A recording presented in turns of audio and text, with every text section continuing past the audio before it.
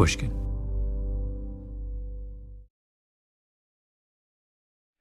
My good friend Adam Grant, author and psychology professor at UPenn, has a new book out, Hidden Potential, The Science of Achieving Greater Things. He sent me a draft months ago. I told Adam, I love it so much that when it comes out, I want to sit down and interview you about it, and we'll run the interview in the Revisionist History feed. Sure enough, Hidden Potential has now come out. And on Adam's publication day, he came to New York and joined me on stage at the 92nd Street Y for what turned out to be a really, really fun conversation, as we always have whenever we get together. So here it is. Thank you. Thank you all for coming. Adam, thank you for coming to New York. You know, we have done this many times. We have, and it's usually on my turf, not yours. This is what I was about to say. I was going to ask you what is different this time around, and that's exactly right. You have finally come to my house, and I was reflecting on this, and I was wondering, what kind of an idiot am I that I have agreed to go to your turf like 7 times in a row before demanding that we return the favor? This is like in basketball, this is like someone ceding, home territory and saying, oh, let's just do it at your arena. I will say, though, you once invited me to your actual house where we had dinner and you cooked. That's true. Do you remember this? Yeah, I wouldn't say that was necessarily to your advantage if I was cooking. But well, it definitely wasn't, because I've never told you this, but do you remember what you cooked? No. I think it was tilapia. Really? Or it was something that swims, and I don't eat seafood. Oh. But I didn't want to hurt your feelings, so I ate it. I feel like we're even. Adam, that's very touching. You took tilapia for me. I wanted to start. We're going to be discussing your book, Hidden Potential, but I'm looking at the blurbs on the back, and I just want to not read the blurbs, but just talk about who has blurbed your book. Okay, so the first blurb is from Serena Williams, right? World's greatest tennis player. The second blurb is from Mark Cuban, the famous owner of the Dallas Mavericks, the guy who was on Shark Tank. The third quote is from Malcolm Gladwell, me. The fourth quote is from Yo-Yo Ma, world's famous cellist. And the fourth quote is from U.S. Navy Admiral William McRaven. Okay, now, what's the theory behind the order? Why does Serena... Did she say, I'll give you a blurb if you put me first? Like, who decided she goes first? Did Cuban say, I'm willing to go second to Serena, but not, if I'm behind Gladwell, you're not getting what happened? How did that work? I didn't choose the order. It's not alphabetical. Wait, are you trying to argue for a higher placement than third? No. Is that what's happening here? No, I'm not sure. I'm not sure I belong third. I don't know why I'm ahead of. Why would I be ahead of Yo-Yo Ma? Yo-Yo Ma, in every way, is more culturally significant than I am. I will be dead and forgotten, and people will be listening to Yo-Yo Ma. Okay. William McRaven defends this country, and you have a blast. Like, where are your priorities, by the way? This is how you treat a guest in your home? Well, I mean, we have a history of me feeding you tilapia, so. All right, let's talk about your book, which I like a lot, by the way. Otherwise, I would not have blurbed it. You're interested in character, which that's sort of an interesting twist, isn't it? You would think an organizational psychologist would be someone who would be interested in structures and procedures and those kinds of things. Well, I'm a psychologist first, and I happen to do a lot of my work on people at work. But what I care about is people and the quality of their lives and how much they get to grow. And so if you happen to do that in an organization, great, but I could care less about the org chart. But I care deeply about helping people reach their potential. Yeah. I want to make an additional observation about your books as a group.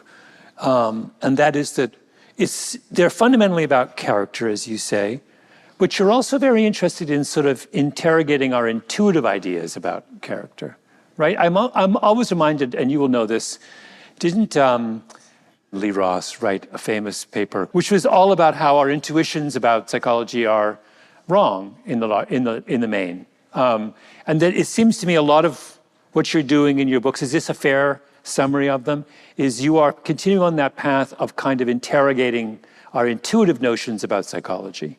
Some would call that Gladwellian. No, I don't think. I think you're deflecting now, Adam. You literally just deflected. I don't. No. Is anyone else watching this happen? His deflection is accusing me of deflection. It's meta deflection. It's not. No, listen. I'm just a flat-out contrarian. There's a difference between someone who gently interrogates what we get wrong as intuitive psychologists and someone like me who just says provocatively and usually erroneously that everything we think is wrong. I'm a bomb thrower. You're not a bomb thrower. Yeah, I guess I think that's a parody or a caricature of your work. But no, I think I start with really wanting to understand what makes people tick. Yeah. And how we can improve the quality of our lives. And then within that, I want to focus on what's surprising and unexpected. Yeah. So yes, I think you're right. Yeah. Which causes me pain to admit. Like with Think Again, for example, the idea of valorizing humility as the kind of cornerstone, as the cornerstone of intellectual growth is really interesting. And not one, I imagine if you gathered a group of people, of students, and asked them, what did they think, what character trait did they think was the key to intellectual growth? Humility would not be in the top 3. No, and that's why I wanted to write about it. Yeah. I mean, I go to work when we used to go to a physical workplace. And still, when I go to teach, I walk into the classroom and I think, Donald Trump and Elon Musk both attended this fine institution. Yeah. What would I want the next Trump or Musk to learn? And strangely, humility is very, very high on that list. Yeah. Wonder how you could. So, tell me about the thought process that led you to think, okay, the next stage in this journey through character, I want it to be about hidden potential. How did you get there? I went down this path because I was once told that I couldn't write. Who told you that? The Harvard writing office, my first week of college, when they recommended me for remedial writing. Yeah. Which I was then told was for jocks and people who spoke English as a 6th or 7th language. So, wait, keep going. This is interesting. Yeah, so I failed the required writing test as a brand new freshman. It was the first piece of feedback I got from Harvard. And if you think I had imposter syndrome before, like already worrying, like I'm the one mistake, I don't belong here. Now I show up, I take the writing test, and they're like, nope, you must take an extra semester of writing, and you can't explain your thoughts coherently, and you don't know how to structure an argument. And I was like, I think I don't belong here. And I think that's the point, right? That's why I wanted to write this book, is we make so many judgments of other people's potential. Yeah. And so often they're driven by starting ability. Do you have the raw talent? Are you a prodigy? Do you look extremely capable? And if the answer is no, you think you should give up. Yeah. Because you don't have what it takes. And I think that's a huge mistake. I think it counts out a ton of late bloomers. I think it overlooks many, many slow learners. And I think it also prevents us from stretching beyond our strengths and actually achieving more than we believe we're capable of. But so, wait, but this is interesting. Because I associate you, you're 18, can you give us a little more insight into your 18-year-old self? You said you had imposter syndrome. Why? I think I didn't have any sense of what it took to be a Harvard student. I remember going to my interview, and the interviewer was the first Harvard graduate I ever met. And I thought that was a different intellectual league. I didn't know if I was smart enough. I didn't have any patents yet. I did not get a perfect SAT score. But you got in. Yeah, but I didn't know exactly why or how. And they're just evaluating me from a bunch of pieces of paper, right? Which is a pretty poor proxy for somebody's potential. Yeah. Those of us who didn't get into Harvard are always baffled by those who did get into Harvard and profess to have imposter syndrome.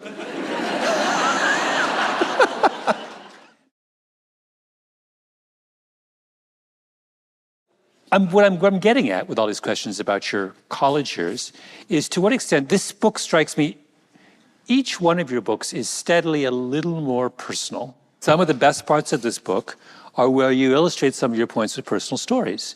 And I'm wondering whether, in some sense, this book is a more personal project than your previous books.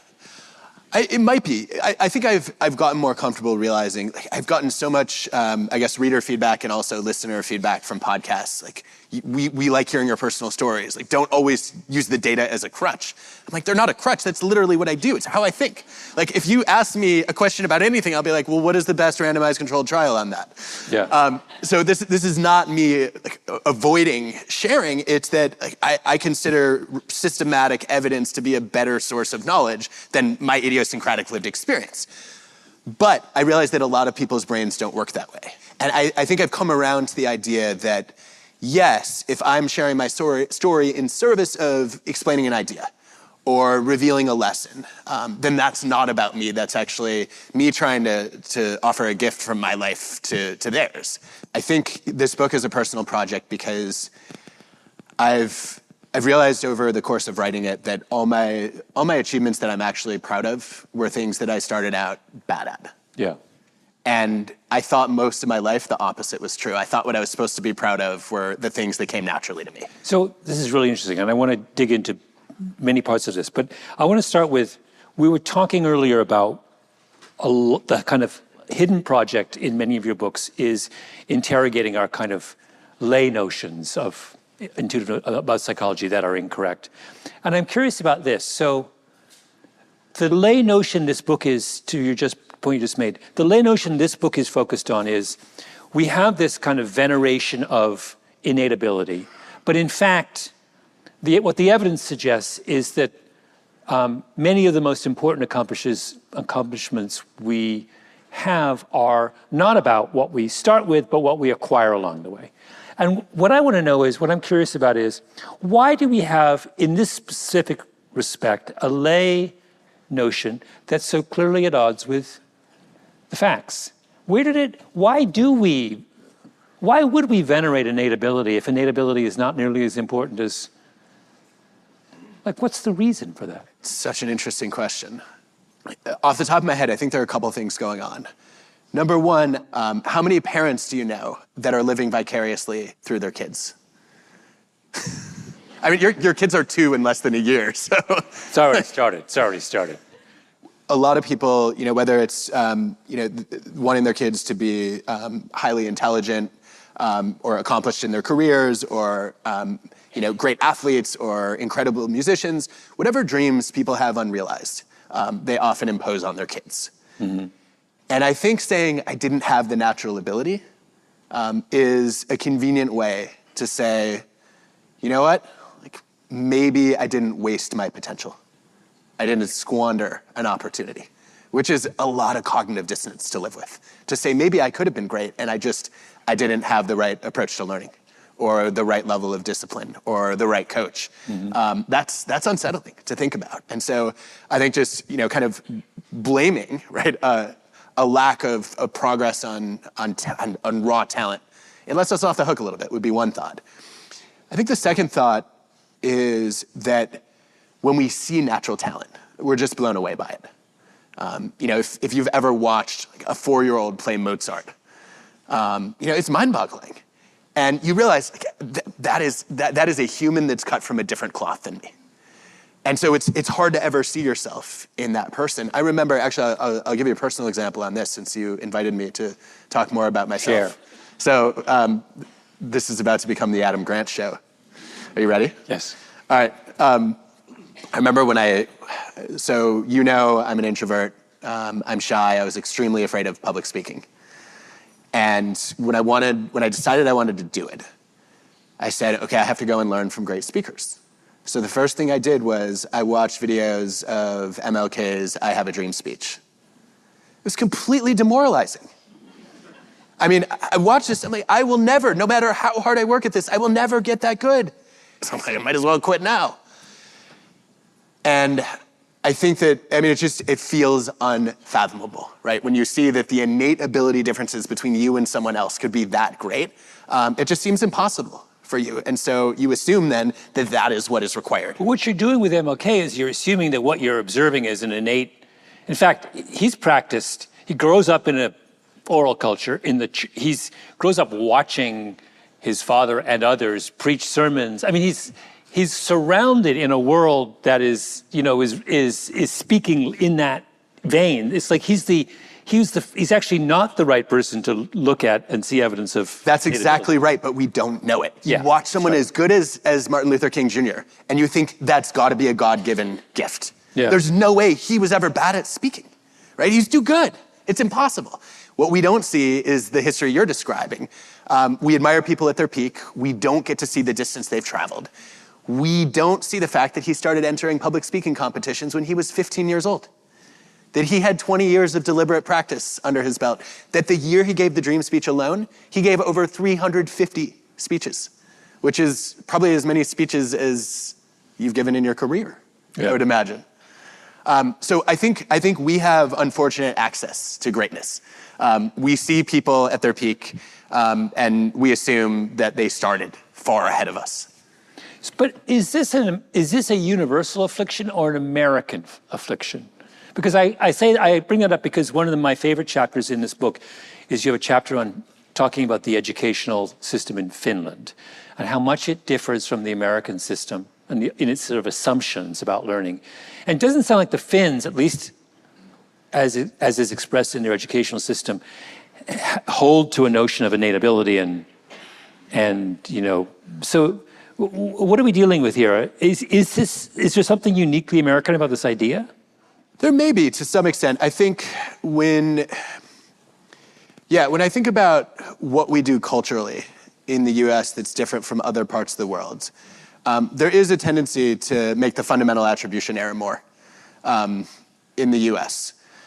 You should define that. The tendency to attribute people's actions and station to their innate characteristics as opposed to their situation and affordances and opportunity and circumstances. An idea that you thoroughly decimated in Outliers, I will point out. But we still do it a lot in the US, right? We're an individualistic society. What we like to do is we like to say, okay, you are where you are because of the things that are inside of you. And I think you're right. I think in Finland, I think in Estonia, we could probably make a whole list of other countries. There's a stronger sense that every child has hidden potential. And it's the job of parents and teachers and coaches to realize it in two senses of the word. One, to recognize it, and then two, to develop it. It seems to me fundamentally paradoxical, and no one's properly explained to me why it would be the case that a culture like the United States, which is the highest achieving, you could argue it's the highest achieving culture in the world on a number of metrics, should have a notion about achievement that is fundamentally wrong. It just doesn't make any sense. In fact, if you said to me that America was the one place where people recognize that hard work, that everyone has a lot of potential and that it's revealed in hard work practiced over your life, and that trying to judge someone on the basis of their performance at 12 is a fool's errand. If someone said that is a distinctly American view, I would have said that makes sense. It doesn't make any sense at all that we should have it backwards of all cultures. I think part of the problem is our country feels too big to invest in everybody. And so what we often do is we say, okay, well, we're going to create gifted and talented programs. And we're going to build a winner-take-all system so that the kids with the true promise are going to get to rise to the top. And that allows us to believe in the notion of meritocracy. It allows us to feel like we've earned all the success that we've achieved as opposed to partially lucking into it. And so I think there is a function there, right? It allows us to think that America, like when we talk about the American dream and we say that anybody can live the American dream, this is the land of opportunity. We are justifying our system. And I think that serves a soothing function for a lot of people.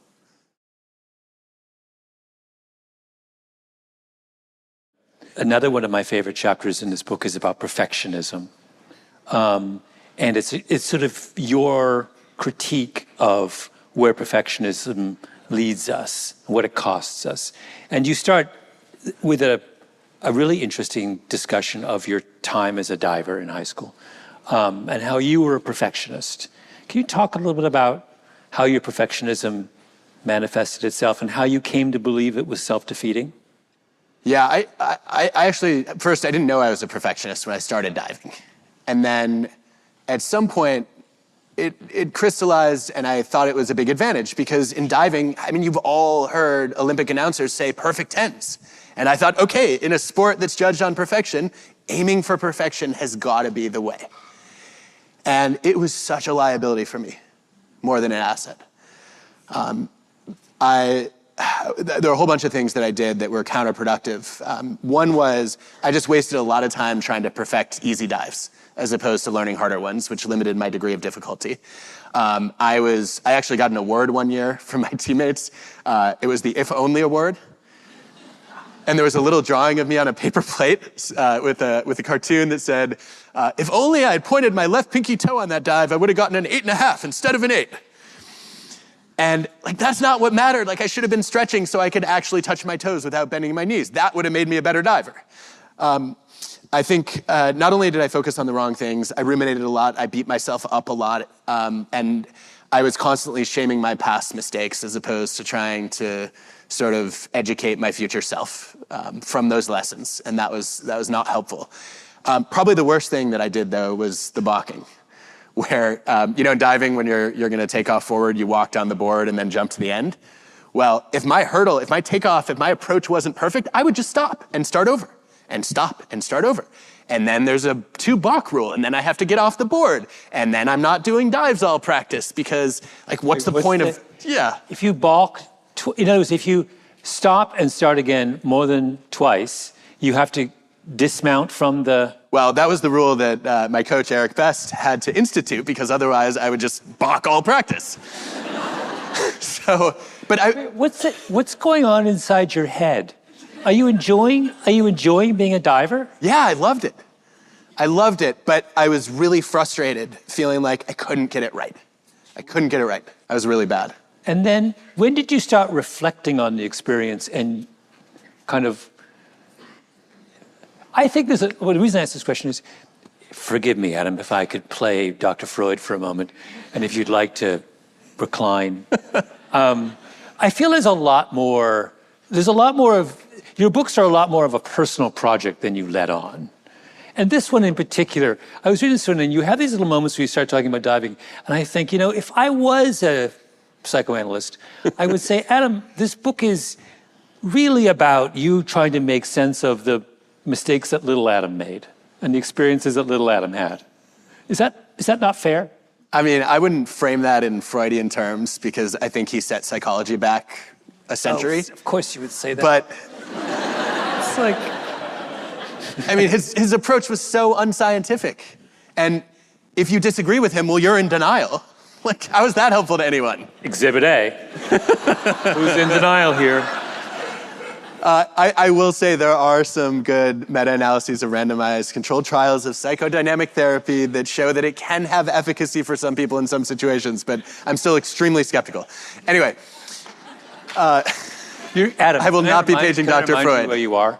You're in a place called Manhattan, and you're dissing psychoanalysis. What? I don't know, Malcolm. Active self. You want people to buy your book afterwards, and this is what you're telling them? First of all, I think most people here have already bought the book. And I also think there's a point at which you stop blaming your behavior on the sins of your parents. Adam. And start taking responsibility for your adult choices. I brought this up because I was wondering whether you were doing a version of the same thing, which was at the age of, how old are you now? Now, 42. At the age of 42, still working out the problems you had as a swimmer as a diver in high school. Oh, don't ever call a diver a swimmer. Yeah, no. That's like me calling you a jogger as a runner. Let's start. I think there's a difference between trying to work out the problems of little Adam, which is how Malcolm Freud would approach this discussion, and trying to figure out if there are lessons from my biggest struggles and also my greatest moments of growth that could become teachable moments for me and others. Yeah. I'm trying to reflect on, the fact that I really was my own worst enemy for a good part of my diving career. But then I ended up ascending to a much greater height than I ever thought possible. Yeah. I should not have gotten where I got as a diver. I shouldn't have been what was I doing in the Junior Olympic Nationals as somebody who literally was called Frankenstein because I didn't bend my knees when I walked? Like, something about this does not add up. And so I think that juxtaposing those kinds of moments with what does the social science tell us is really powerful. But if you had, I guess what I'm trying to say is the work that you've done, the extraordinary work that you've done as an adult, is in some way, we're all beneficiaries of some of these struggles you had as a, right? If you had been this kind of non-nerdy golden boy who was a kind of diving prodigy and to whom things came easily, we don't get this book. Definitely not. Yeah. To go back to our earlier point, this is another kind of crucial flaw in the kind of obsession with innate ability and the way in which we celebrate. We happen to celebrate those who achieve things early and without apparent effort. And that is that we're not thinking about the downstream consequences, right? We're not thinking that a lot of what looks like struggle at an early age is simply kind of raw material in preparation for some kind of future better thing, right? Struggling as a diver as a freshman is, in the grand scheme of things, a pretty small thing. But it's a little kernel that becomes something really interesting when you're 40 and you're interested in writing about hidden potential, right? It starts to matter then. I think you're onto something important here. And I think I read a book once that called it Desirable Difficulty by you. Yes. I think that, yeah, this is actually something that Maurice Ashley stressed to me that I hadn't appreciated. So Maurice from the book is a chess grandmaster and I think an extraordinary coach who recognizes and brings out the hidden potential in kids that nobody else thought had a chance. And one of the things Maurice said is he has watched in chess over and over again, the biggest prodigies young are the ones who have the biggest struggles when they're older because it came too easily to them at first. And they're used to kind of having this natural success. And all of a sudden they lose the game and they can't take it. And they haven't, I think the fundamental problem there, if you look at the research, is they have not built the character skills that are necessary to face obstacles. They don't know how to embrace discomfort. They don't know how to accept the right imperfections and say, these mistakes are actually part of my growth. And so I think that sometimes early success does a major disservice to our future selves. Mm-hmm. I reminded, a couple weeks ago, I was sitting in a coffee shop in Orlando, Florida, long story. And I emailed... You emailed me about this. I emailed Adam. There's two surgeons sitting next to me. Of course, I was eavesdropping. And one of them had a daughter who was at Cornell Medical School. And he was boasting about how she loved Cornell. Cornell's amazing. She got into Cornell, isn't that fantastic? Blah, blah, blah. And I emailed Adam and I was like, how does this guy get it completely backwards? Why doesn't he boast about his daughter that, my daughter's having an amazing time in medical school. Isn't it amazing that she's the kind of person who can go into an institution and find what's meaningful to her and flourish? And, he was focused on Cornell and he wasn't interested in the character traits his own daughter had that allowed her to flourish and be happy and find meaningful. And I was just like, there's something about parents, what you're describing is, why are parents so bad at kind of decoding the psychology of their own children? It just strikes me as like, well, why are we making these mistakes? Then why on earth are we so in love with prodigies? I'm just baffled by this. I mean, when psychologists study this, they talk about parental over-involvement and over-identification. And the notion that as a parent, like we were touching on this earlier, you start to define your own success by your children's accomplishments. And I just want to sit parents down. I see this all the time with our students at Penn. I want to sit these parents down and say, like, what your children achieve is not a reflection of your greatness as a parent. Like, you should be much more concerned with who your kids become and how they treat other people. Being a great parent is not about how much prestige your kids attain in their school choices or in their jobs. It's not about career success, it's about character. Yeah. And I think you might have found someone who had not yet internalized that message. You say on this subject of perfectionism, I want you to talk a little bit more about what, in general, what precisely is damaging about having a perfectionistic attitude, and what do you feel we should have instead? Okay, so if you look at the current work, which I think is the most comprehensive and rigorous to date, what we see goes wrong with perfectionists is one, they lose the forest and the trees. So they tend to focus on small details and overlook the big picture. Two, they do a lot of the rumination and sort of self-shaming as opposed to self-compassion that's necessary for learning from your mistakes. And three, they actually tend not to stretch themselves much. They want to focus on the things they know they can master, as opposed to venturing into uncharted territory. And by avoiding failure, they actually avoid risk-taking and they avoid learning and challenging themselves. And that means they end up with a static or even ever-narrowing comfort zone, as opposed to an expanding domain of expertise. You make the comment in the book that you think perfectionism of the sort you've just defined is on the rise. Why would it be on the rise? So empirically, perfectionism has risen in the US, in the UK, and the great nation of Canada. I think if you look at why it's increasing, what everybody does is they say social media. Like, it's got to be social media. Everybody has a perfect image of themselves on Instagram, and that's leading our kids to have unrealistic expectations. That may be part of the story, but guess what? Perfectionism started rising a generation before social media existed. It started rising when Mark Zuckerberg was in diapers. So there's got to be something else going on, and my read of the evidence is there are two things that seem to be contributing to it, and both of them are parental behaviors. One of them is rising parental expectations for kids, holding children to increasingly impossible standards. And two is increasingly harsh criticism of kids who don't meet those standards. So why would, okay, let's take one step further. Why would parents, I mean, it seems like an obvious question, but I don't know that I know the kind of good answer. Why would parents' expectations have risen? So we're talking about the 90s, 80s, 90s. What's driving parental expectations in that era? So we don't know. I think probably the consensus hunch right now is that the world has gotten more competitive. So, however hard it was to get into college in the 80s, it got a little bit harder in the 90s, and it got increasingly difficult over time. And so in a world that feels more and more zero-sum, I think we've probably seen a lot of talk about how the current generation of kids is the first in America that might not sort of outdo their parents or have a better standard of living than their parents.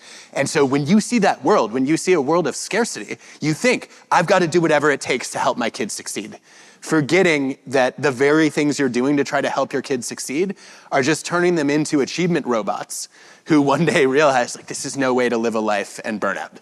How did your parents, would you think your parents were guilty of that? My mom used to tell me, Adam, no matter what grade you get, as long as you do your best, I'll be proud of you.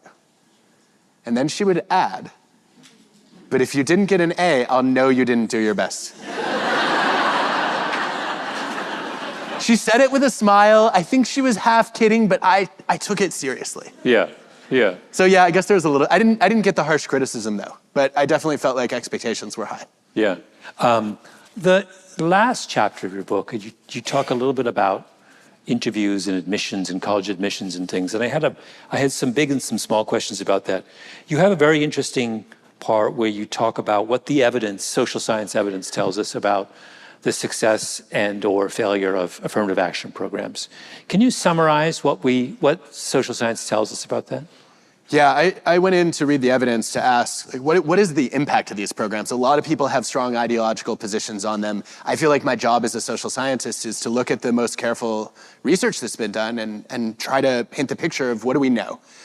And I think what the evidence suggests is that affirmative action programs are a double-edged sword, even for the very people they're trying to help. So on the one hand, they do manage to open doors for people who have historically been denied opportunity by virtue of group membership.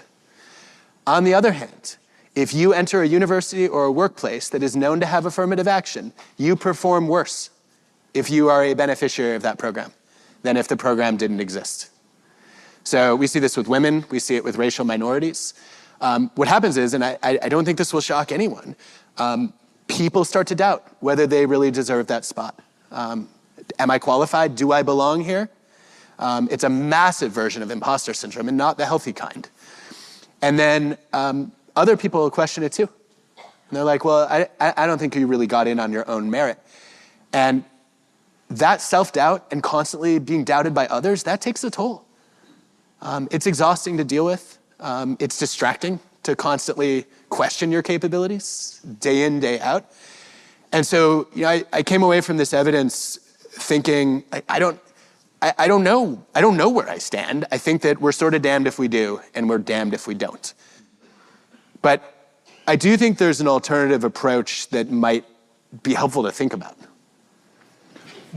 Two questions about that. One is, why doesn't that same logic hold for the white beneficiaries of affirmative action? If I'm a legacy kid, gets into Harvard because daddy went to Harvard, why aren't I walking around with a big burden of imposter syndrome? I'm only here because daddy gave $17 million to... Does it not work? Are white people exempt? Can we just pause to acknowledge the fact you just called legacy admission affirmative action for white people? That's what it is. I think that's an accurate characterization. I think that not only should legacy admission be banned, I think that it used to be used by a lot of Ivy League schools as a tiebreaker. And I think it should be a reverse tiebreaker. If you're on equal footing with somebody whose parents didn't go to an elite institution, then you already had an advantage. So the other person should get in. Yeah. I think, first of all, a lot of people don't know who the legacies are. I think also there's not the same stigma. Historically, there hasn't been the same stigma associated with legacy admission. So affirmative action is seen as lowering standards. Yeah. And in most cases, it's not, right? It's just saying we're going to look at people who all meet the qualifications and requirements, and then we're going to make sure that those whose groups have been historically disadvantaged get a shot. But I think in the case of legacy, there hasn't been that stigma. It's been assumed, oh, you come from a genius family, you belong here. Yeah. So the problem is really not necessarily the problem is inherent in the notion of, in this case, treating a group of disadvantaged students differently. It's the narrative we tell around the policy that we don't have the same we have a disparaging narrative around racial affirmative action, but not a disparaging narrative around rich people affirmative action. Look, we had a Supreme Court ruling that happened as the book went to press. Yeah. And I think actually one of the ideas that I float in this book is maybe an option now that we ought to take seriously, which is maybe we should stop defining people by their group membership. Maybe instead of assuming that just because people came from a particular background, that they had the same degree of difficulty and the same adversity, we should actually get to know the individual students and find out the obstacles they faced, and then adjust our expectations of them according to how much poverty did they individually face, according to did they run into major challenges. And I think that seems like a much more fair way to give people who have been disadvantaged a real shot. Yeah. Wait, there's much to be said for that idea, and that's a longer conversation, but I have one last, we're running out of time, but I have one last thing I want to say. I'm asking you to give me some advice, because I'm working on a book right now, and I deal with this very question we're talking about in this book. Are we talking about the revision of the tipping point? Yes. Or a different book? The revision of the tipping point. Are we allowed to say that publicly, that you're rewriting the tipping point? I'm revising the tipping point. And I was thinking of posing the following question. Given what you're saying, what advice would you give to a bright, ambitious African-American student who's interested in STEM, wants to be a doctor or engineer or scientist of some kind, who has two admissions offers, one from an Ivy League school and one from an HBCU? So one where he goes, or she goes with the stigma of affirmative action, and one where she goes without the stigma. What would you tell that student? That's a fascinating question. I'm not sure I'm qualified to advise on it, is my first reaction. My second is... You wrote a book called Hidden Potential. Yeah, but I'm trying to look at what works for most of the people most of the time. Okay. Not necessarily assume that I know the path that's going to be most effective for a complete stranger. I'd want to see much better data about what are the life trajectories of students with similar profiles who both have the same set of opportunities and then end up for a variety of reasons in one or the other. I guess the first thing I would want to do, though, is I'd want to know, what are your goals? Like, are you trying to maximize your status or objective career success? Are you trying to lead a life you can be proud of? Are you pursuing happiness or meaning? I think there are lots of different outcomes, and I think the big mistake that I see, I've had a lot of students come by office hours with these kinds of dilemmas over the years. Often they're grad school dilemmas or they're job dilemmas, but sometimes it's high schoolers trying to choose a college. And the main advice that I find myself giving them is to say, you don't want to just define your success by achieving your goals. You should think about success as living your values. If you have a career target that you hit, but it requires you to compromise your principles, that's not success, that's failure. And it's the worst kind of failure because you've abandoned what matters most to you. So why don't we talk about what your values are? Is one of your core principles to break to break glass ceilings? Do you want to prove to people that other people can follow in your footsteps? Karen Knowlton is here. Karen did some brilliant work on being a trailblazer. Is one of your core priorities in life to open a door and clear a path for other people? If so, you can ask, do I want to do this by starting out in an Ivy League school? Or do I want to go to an environment where I might be more supported and maybe it's easier to blaze a trail later? I don't know. I can't predict the future. That's the kind of conversation I'd want to have, and it wouldn't end with advice. It would end with me asking, what have you learned through this conversation about your values, and which path do you think is going to help you avoid straying from them? Mm-hmm. Adam, it's a beautiful answer to the question. You started by saying you didn't think you could answer the question, then you gave me a beautiful answer to the question. But that's because I didn't answer the question. No. But it goes to, and this is actually I think a lovely moment to kind of sum up. When I read this book,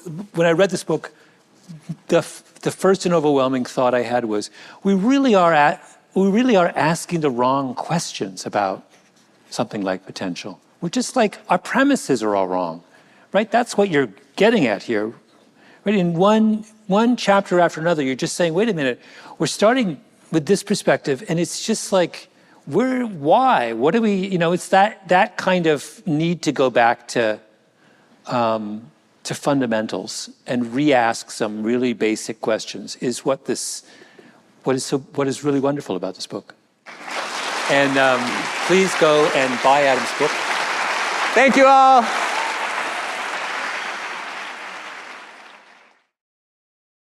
This bonus episode of Revisionist History was produced by Nina Lawrence and Jacob Smith. It was mastered by Ben Shano. Special thanks to Daniela Bellarezo, Paul Durbin, and Constanza Gallardo.